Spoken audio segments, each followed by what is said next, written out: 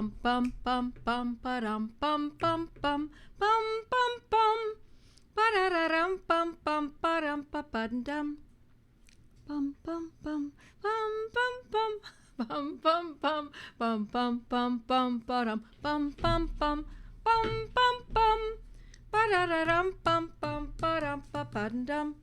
Hello, my friends. Oh my, Perry, I left my notes in the other room. Did I? Yes, I did.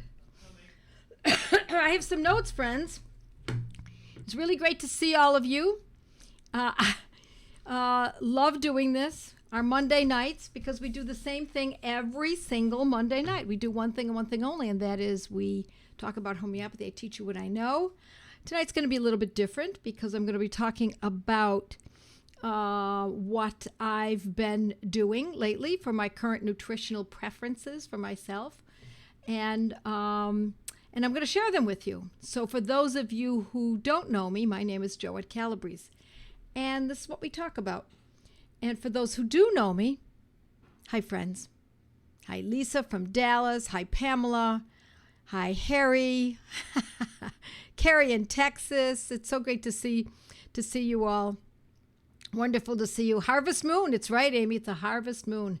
It's quite the moon tonight. It's absolutely stunning.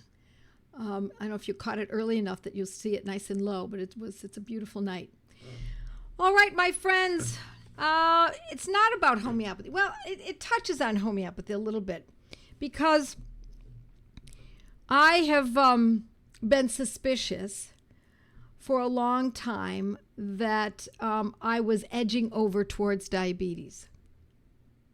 And I did not have my A1C checked. And I checked my blood glucose from time to time. And it was a little bit on the high side, not too horrible. I was probably pre-diabetic. I may even have been kind of kicking around into the diabetic world. It's a lot of diabetes in my family. And what made me think this?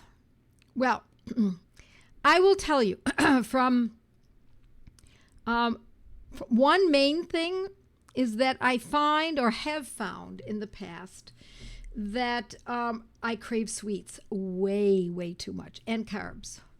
Now, I've been on what I would call a keto carnivore lifestyle for a very long time, very long, 32 years.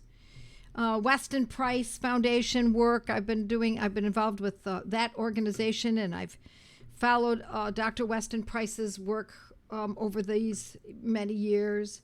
And and those of you who know anything about Dr. Weston Price, you'll know that it's focused on meat and good quality dairy.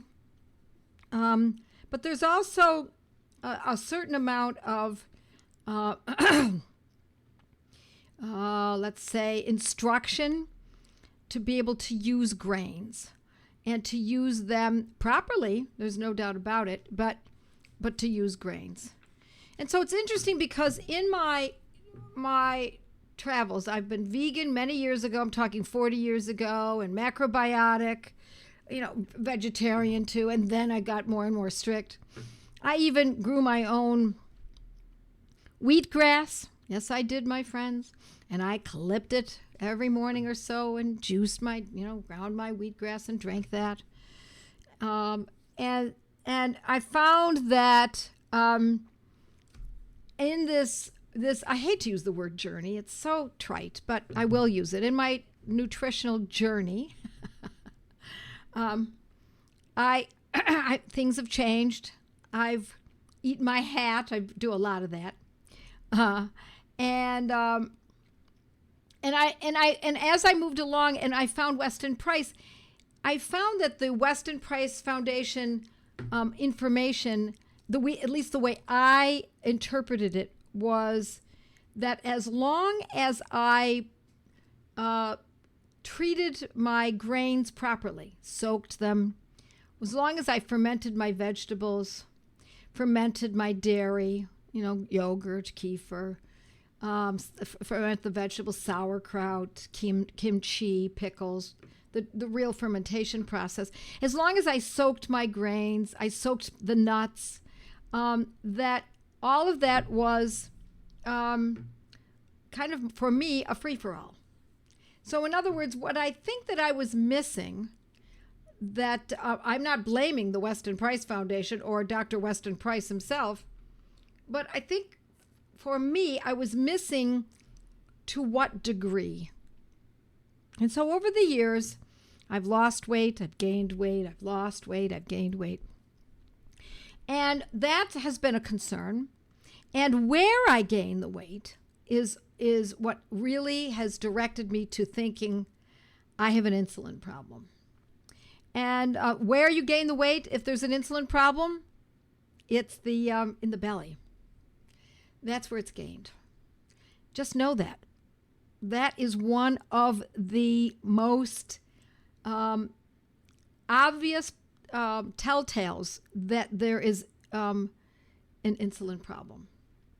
And I also found that when I didn't, so there were times when I craved carbs and sweets, that if I didn't get them, or if I couldn't get to a meal fast enough, especially if it included carbs or sweets, I would feel a little shaky. Now, that wasn't frequent, but it happened enough times that it led me to think that something bigger was happening. And I've known this for a very long time.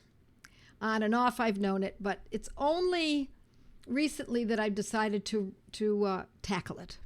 Now, this is how it's connected to homeopathy. Why don't I just use the homeopathic medicines that I teach for diabetes? Or I teach that in the Good Gut, Bad Gut course. Why not just use those medicines and just call it a day?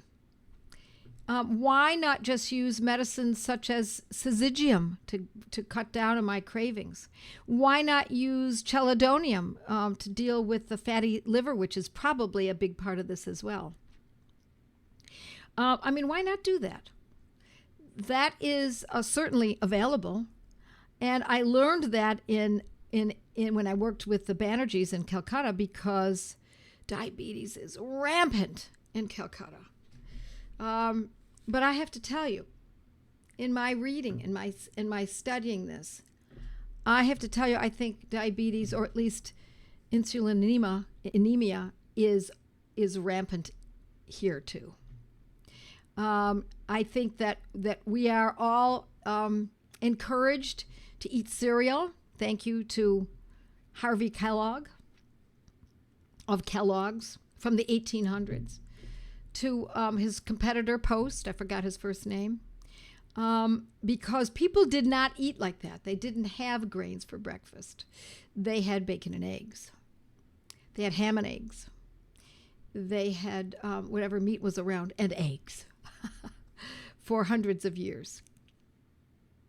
And so I have found that for me, I've been on a 99% carnivore diet for 7 months and 2 days. And I will tell you, I'm not telling you that you must eat this way. That's not at all what I'm saying. But I'm saying that I have found it to be good for me. Now, I have learned through the years that I test things out on myself first. I test out classical homeopathy on myself and my family first, and I did that for 15 years, and I also worked with clients that way. And I tested out eating this, vegan. I tested out eating macrobiotic for a year. Each one was years. It was not months. It was years, both of them. And I wanted to test this out, and what I'm learning is information that is certainly worth sharing. I am not going to tell you, my friends, that you must do this, but I do believe that this is pretty darn close to the correct human diet.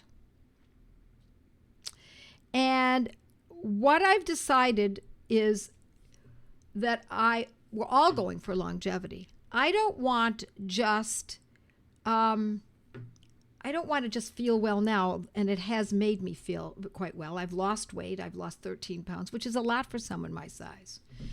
But my sleep is amazing, which I have not had that's been that consistently good. I feel my body feels different. I feel muscular, and I'm walking. I'm walking a good deal every day.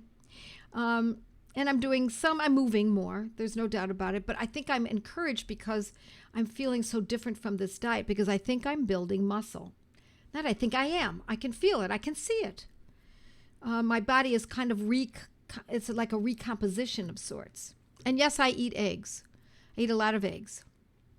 And when I say 99% carnivore, it means that, for example, today I had lunch with my cousin. I went out to lunch with him. And he had a sandwich, and I ordered a burger. Just a burger patty with some Swiss cheese on it. No lettuce, no tomatoes, no pickles, no ketchup. And French fries came with it, and I said, no, thank you. And then my cousin said, well, I'll take the French fries. And I said, great, you take the French fries. So we got the French fries. And I ate 2 little tiny French fries.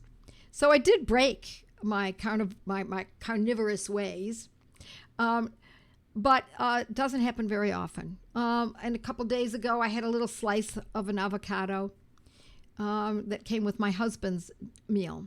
Now, my husband's doing this with me, and we are both noticing extremely good results. Now, I would not say that I have arthritis per se, but I do find that if I run down the stairs, I can feel a little something in my knees. Nothing horrible, but certainly something that I feel more agile, more limber. I don't feel that little sensation in my knees any longer.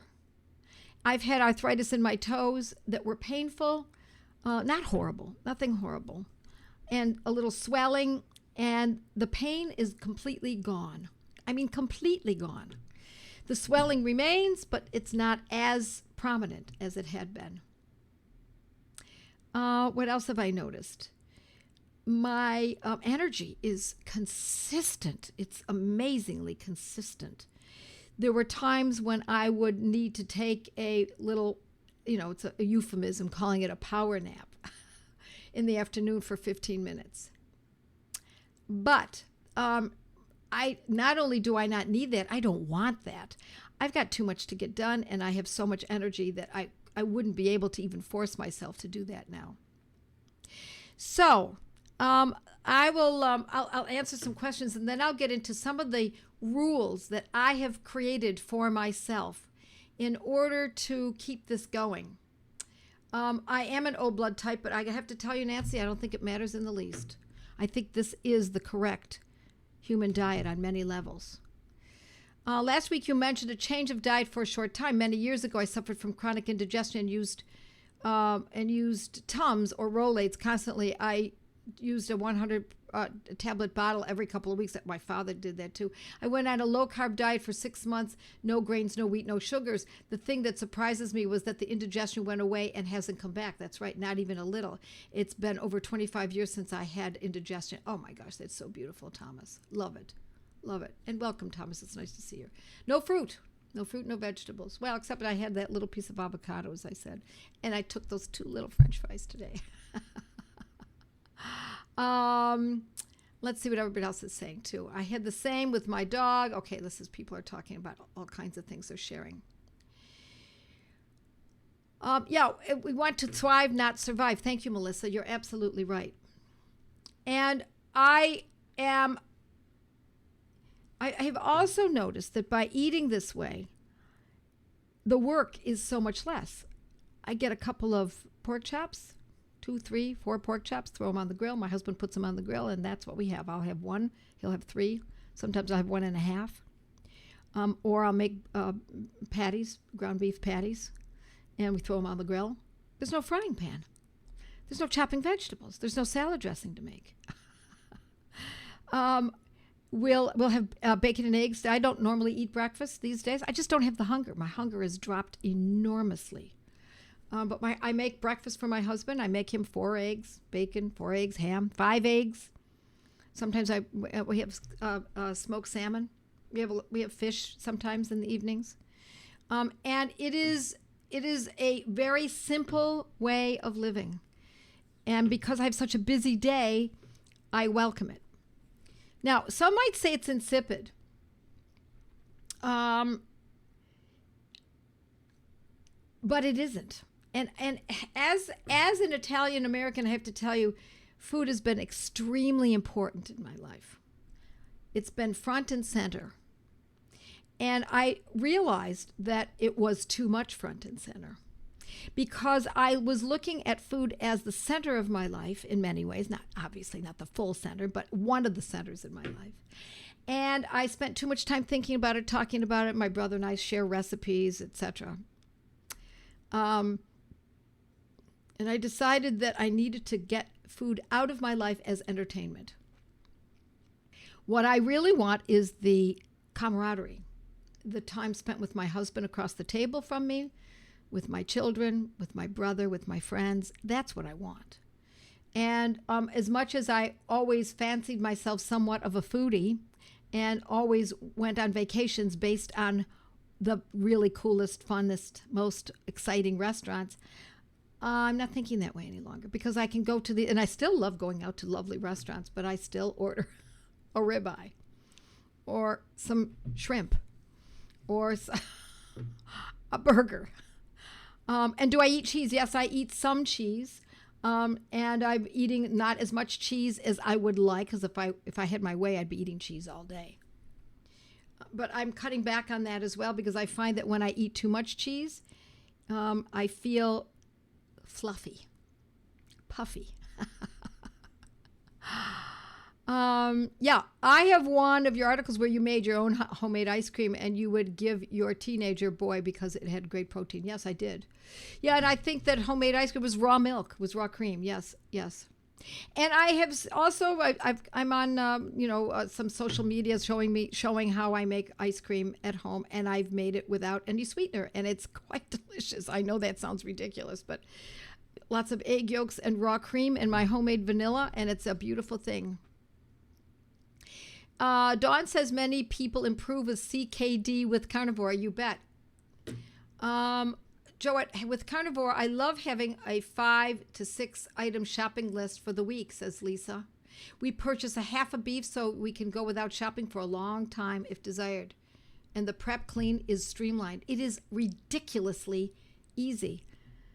When I was eating vegetables, I was constantly chopping or steaming or sautéing or mixing, and then the next vegetable and the next, and it would be an assembly line in my kitchen making lasagna from scratch. I would make my own pasta, and I would have my little pasta machine. I'd make my own lasagna noodles and or layers, I should say. And then I'd make bechamel sauce from scratch, and then I would get the tomatoes that grew in my garden. I mean, I really went all the way, my friends. I even made my own ricotta cheese. I would get the raw cream and raw milk from my farmer down the road, and I would make it into cheese, and then I would use that in my lasagna. That's how far I would go.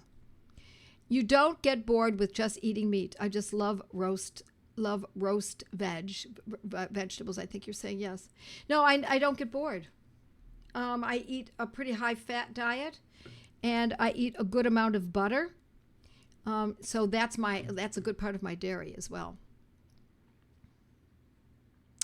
Yeah, we need to expect to thrive, not just survive, says Melissa. Thank you very much, Melissa. You're absolutely right. I started keto on Labor Day. Is there a lot of difference? I think the difference is this, because I've been on keto for a long time too, is that you have to be careful with keto because there are a lot of keto products. Keto candy bars, keto cookies, keto cereals, keto breads, and that's where it's easy to stray away from the simple foods that are pure nourishment. Think how important protein is. Let's see. Have you read, Diane's talking to, Deborah's talking to Diane. All right. I'm doing a lot of meat, not dirty keto. Yeah, yeah. I think my husband is a type. Yes, he is the same blood type, but it matters not, because if you look at, I think that whole blood type theory is exactly that, just a theory. And look, we don't really know, do we, what the perfect human diet is? Do we know? Have we done studies? No, we can only go by anthropological information. Mr. Stephenson, am I saying that right? Stephenson, who lived with the Inuits in Alaska and in northern Canada, and what they've reported, what Weston Price reported. It's really reports from those who have lived and have studied and learned from those people who had longevity, etc. So you just eat more meat than you would have when you had carbs. I don't eat that much meat. It's surprising. I don't need that much. In the beginning I did, but after a while I didn't. Let's see what else we've got here. Do you still? Oh, yes, I have coffee. I do have coffee. And once in a while I'll have some raw cream in it. Not that often. What do you say to people who tell you that's not a balanced diet without the proper proportions of vitamins? Oh my gosh, it's the perfect. You can't get more vitamin rich, more anti-inflammatory and vitamin packed than red meat. There's nothing out there like that. Those meats that come from an animal that have 4 stomach units or sections of the stomach are the most nutrient packed. I'm sorry, spinach doesn't cut it. Listen, there are a lot of vegetables I love. I love artichokes. I love potatoes. I love cardoons. I love all of those kinds of things. No comparison. No comparison to animal protein and beef, bison, lamb. It just doesn't even come close. I've learned that meat is digested in the upper stomach and is very easy on the lower digestive tract, making it easy for people to heal from things like irritable bowel syndrome and Crohn's disease. I think that's so. But that is not the reason that it necessarily is such a good diet. I believe that the reason that it's a good diet is because it's anthropologically correct. I think that people ate vegetables and grains, especially grains and legumes, when there was nothing else to eat. Do I eat salmon? Yes, I eat salmon, but it doesn't fill me. It's not as satiating as a good piece of chuck meat. I love beef. Keto wouldn't be a problem for me, says Elizabeth. Yeah. Organs are nutrient dense. You're absolutely right, and I do eat organs. I eat liver. I eat it about once a week. Sometimes I have cod livers. Sometimes I have beef liver, but I do eat. I eat liver. Let me think what else I eat. We like this one restaurant I love to go to. It's an Italian restaurant, and I get sweetbreads. And I've been pondering trying carnivore, says Shelley, but can't get past the thought that Jesus ate bread and other things besides meat. They all ate a lot of goat and they ate a lot of lamb. And yes, they did have grains. I don't know exactly how to approach that, but I think that bread is a food that is so inflammatory. Grains, even though I know it's different in Italy and in France, etc. And that the worst grains are those in the U.S. There's no doubt about it, but. The proper diet, I really believe, is more around meat. I absolutely feel confident that one can get all the nutrients from animal protein, but we hear so much about plant fiber is needed for brain neurotransmitters, serotonin and dopamine. I don't buy it, Gina. I'm sorry, I just don't buy it. I'd like to know where those studies that show that. So I'm going to tell you my 5 rules for reducing my insulin. Number 1. No carbs, no sweets. End of discussion. Not even blueberries at this point. Doesn't mean I'm not going to do this at some point. At some point, I'll probably be adding some blueberries or something like that back into my diet. I don't really know. Right now, I'm very happy with this. Number 2, no snacks. Ever. Not even a taste. Not even a bite. When I make bacon and eggs for my husband in the morning, even though sometimes I am hungry then, I hold off. I have a couple glasses of water with some lemon juice in it, fresh lemon juice, or maybe a splash of raw vinegar, and it goes away, and then I wait until noon, and then generally, and then I have my meal. I do not taste the bacon. Not even to find. I wonder if this bacon is too salty. Here, honey, take a taste. He can taste it. I'm not going to taste it. Not even a bite. Because every time we bite something, we eat something, even when it is protein, even when it's bacon or eggs, it increases the insulin. And I don't want to play around with that. I want that dropped. I want it absolutely. So I fast. I fast in the morning. I don't eat until about noon. And a couple of days I've been doing 24-hour fasts. It feels amazing. And I know that sounds hard, but it really is not hard. It's surprisingly easy. I make sure that I'm going to bed at a more decent hour. And I'm sleeping not 8 hours, my friends. I'm finding I'm sleeping 9 and 10 hours. And I get up and I feel like I've been popped out of a toaster like a piece of liver. I've incorporated moving. So I might put music on and I dance for a little while, but I definitely do some calisthenics in the morning, only 5 minutes, and then I walk every day. And I have a treadmill, and I'm walking at my desk when I'm teaching throughout the day, and when I'm going through meetings with my group. And I'm walking. I know they say 10,000 steps is optimal, and I have found that to be so. I really feel really good with that. Yeah, I've found that to be true about protein. It raises my blood sugar. Anything will raise blood sugar. But we're going to use animal protein and animal fats to keep it as low as possible. So even just a taste, that's all it takes, because the body's registering it as food. I will also say that I don't know if you know about this, but another indication, a potential indication that there's a blood sugar problem is you get your thumb and you press it on your shin about 3 inches from your ankle, but on the shin bone, and you press on that skin that's very close to the shin bone, press on it for 30 full seconds, as hard as you can. And when you pull away, if there's an indent, that inflammation can indicate, doesn't always, but can indicate an insulin problem. It's interesting. I have felt that I've gotten away with a lot all my life with I've just eaten what I've wanted to eat. Within reason. I don't want to eat Hostess Ho-Hos. I don't want to eat junky ice cream. So when I've wanted those kinds of foods, I just make them myself. I used to make my own desserts.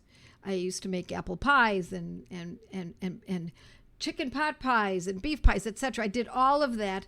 I just made it all myself from scratch. But I've enjoyed a life of eating what I have wanted to eat, and now I think I have to start thinking differently. And I am, and I'm feeling really great. I do test my blood sugar from time to time, but it's interesting because I don't think I need to do it so much anymore. I check my ketones. I was checking ketones. Those are good. Everything's good now.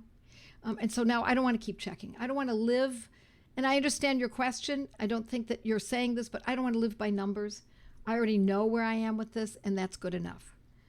How many of us just pressed our shins, says Melissa. Yeah. 30 seconds, press hard on your shin. Look, it's not 100%, but it can be an indicator. Are you eating 2 to 3 meals a day? I'm eating 2 meals generally, sometimes only 1. And I really feel best when I only eat 1 meal. And I find that the hunger comes and then it goes.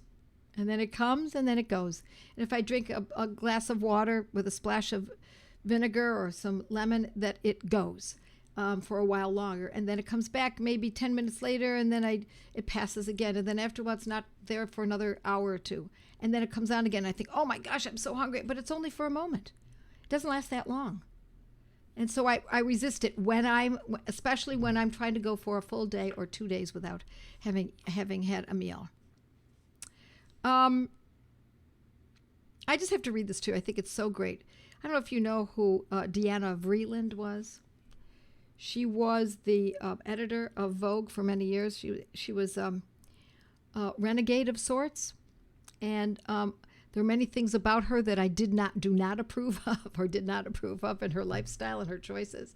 But I have to say that she was a highly motivated person, and I like some of the things that she said. And she said this, and I've repeated this, I think, in our academy. There's only one very good life, she said, and that's the life you know you want and you make it yourself. And I think that's so true. I am of that mind that we have to decide what we want and then go for it and don't let go. Like a rat terrier with a rat in its mouth. Go after it and do it. Now, did you say that? Oh, somebody asked me, what about fermented? Oh, this is good. Do you make bone broth? Yes, Norm and Maura. I drink bone broth too. I have chicken, I have pork, I have beef. I make my own, and I do drink that and I love it. I love it. And sometimes I'll do a fast with just bone broth. Long fermented sourdough, especially made with ancient grains like in Europe. I'm not in. It's delicious, but if I have one piece, I want 3. And if I have 3 pieces, I want 5. And I can guarantee my blood sugar would go up. Now, if you happen to be one of those lucky people that doesn't happen to, God bless you and enjoy. Because I used to make sourdough. My kids make sourdough, and they make it from really good grains. And it's long fermented, and it is absolutely spectacular, but it's not for me, at least not now in my life. My husband and I have been drinking this hot shot every morning, as we were told it helps with sugar and lots of health issues. It's lemon juice with cayenne pepper, right? Black pepper, ginger, cinnamon, and turmeric. Ever heard of this? Yeah, I've never heard it called a hot shot, but yes, yeah. Yeah, I mean, I don't know that would. I put cayenne pepper in my coffee every day, and then I drink my lemon juice in water. I don't use turmeric and cinnamon or ginger.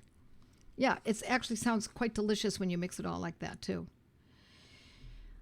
Let's see. I've got some other notes here. I wanted to make sure that I counted. I love this too. Deanna Vreeland said. Unshined shoes are the end of civilization. I love that statement. To me, what that means is a lack of discipline, a lack of caring about how you present yourself, a lack of caring who you are and where you put your effort in your life, breaks us down individually and then as a society. It's the same thing when we see people toss garbage on the ground. It's the same thing when we see people's homes in which they're not keeping it tidy outside. It's the same thing as Jordan Peterson says about making your bed in the morning. It's the same idea, that it's self-restraint, it's focus on the good and the lofty, whatsoever things are good, whatsoever things are lofty, etc., etc. Let's see, apple cider vinegar. Yes, I do put apple cider vinegar in my water. I splash pretty much every day. And let's see if I've got something else. No, I think I've said it all. I am the St. Augustine of carnivore and fasting. Oh, St. Augustine, amazing. Friends, you want to be inspired? Check out St. Augustine. I'm calling myself out. No sugar or carb coding for me. You bet, Melissa. Any homeopathy for detox pains when shifting to carnivore? It depends, Pamela, on what it is you're experiencing. So if you're experiencing pain such as in the stomach and it's burning pain, then we would think arsenicum, for example. If you're talking about pains in the joints, then it might be Rhus tox, that kind of thing. Make your bed leads to everything else. You're right, Linda. It's absolutely how it works. And so how we start our day, how we establish our day with our thoughts, with our first movements, with our first deeds, with our first morning prayers. And once we set that in motion, the day just falls into place. But if we rise too late in the morning, or we go right to the kitchen and start eating without thinking about, wait a minute, hold on, let me just have a little self-discipline. We need that discipline. Without discipline, we turn into sloths. Can we make believe dark chocolate comes from pastured meat? I adore chocolate. That's one of my problems. and it was not good for me. I've always known that.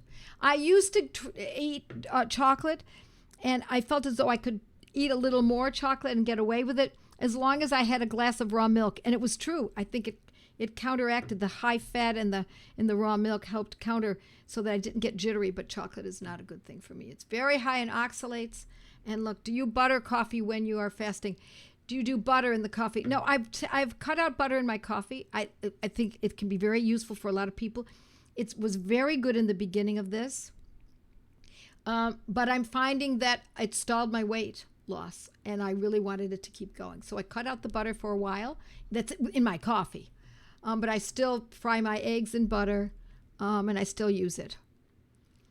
Let's see.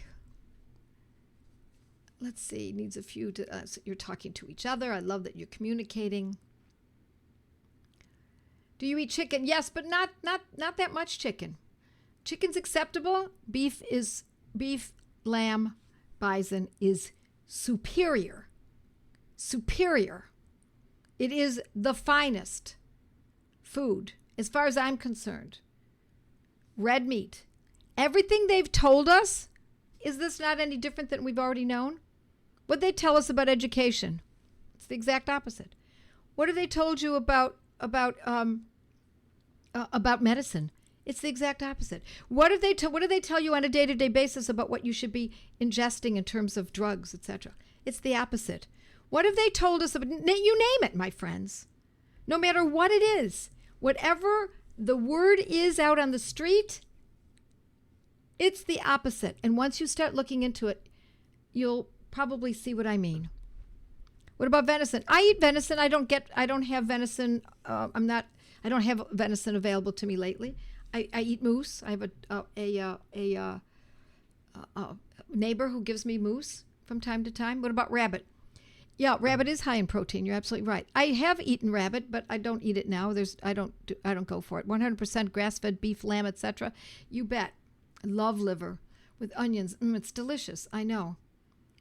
Yes, ruminant meats are optimal, Susie B says. Absolutely. It's about the ruminants.